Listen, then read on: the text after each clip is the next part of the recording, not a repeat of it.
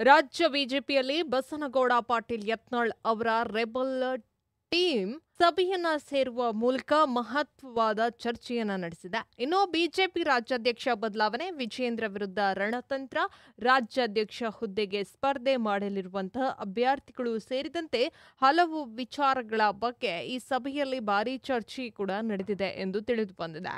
ಈ ಸಭೆಯ ಮುಖ್ಯವಾಗಿ ರಾಜ್ಯಾಧ್ಯಕ್ಷರ ಬದಲಾವಣೆ ವಿಚಾರವಾಗಿ ಮಹತ್ವದ ಚರ್ಚೆ ನಡೆದಿದೆ.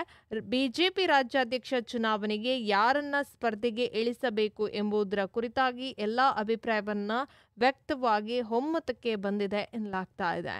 ಇನ್ನು ಬಸನಗೌಡ ಪಾಟೀಲ್ ಯತ್ನಾಳ್ ಅವರಿಗೆ ಹೈಕಮಾಂಡ್ ಶೋಕಾಸ ನೀಡಿದಂತ ವಿಚಾರದ ಬಗ್ಗೆಯೂ ಕೂಡ ಸಭೆಯಲ್ಲಿ ನಾಯಕರು ಚರ್ಚೆಯನ್ನ ನಡೆಸಿದ್ದಾರೆ ಎನ್ನಲಾಗ್ತಾ ಇದೆ. ಒಂದು ವೇಳೆ ಶಿವರಾಜ್ ಸಿಂಗ್ ಚೌಹಾಣ್ ಅವರು ರಾಜ್ಯಕ್ಕೆ ಆಗಮಿಸಿ ಚುನಾವಣೆ ಪ್ರಕ್ರಿಯೆ ನಡೆಸುವುದಾದರೆ ಯತ್ನಾಳ್ ಬಣದಿಂದ ನಾಮಪತ್ರ ಸಲ್ಲಿಸಲು ಮುಂದಾಗಲಿದೆ.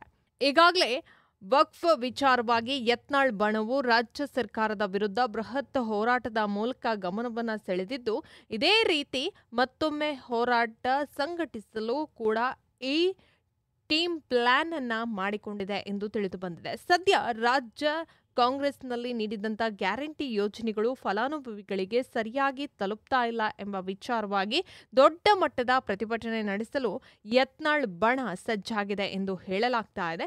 ಇನ್ನು ಮುಖ್ಯವಾಗಿ ವಿಜೇಂದ್ರ ಅವರನ್ನ ರಾಜ್ಯಾಧ್ಯಕ್ಷ ಸ್ಥಾನದಿಂದ ಕೆಳಗಿಳಿಸಲು ಏನೆಲ್ಲ ಮಾಡಬಹುದು ಎಂಬ ವಿಚಾರವಾಗಿ ಬಣದ ನಾಯಕರು ಅಭಿಪ್ರಾಯಗಳನ್ನ ವ್ಯಕ್ತಪಡಿಸ್ತಾ ಇದ್ದಾರಂತೆ.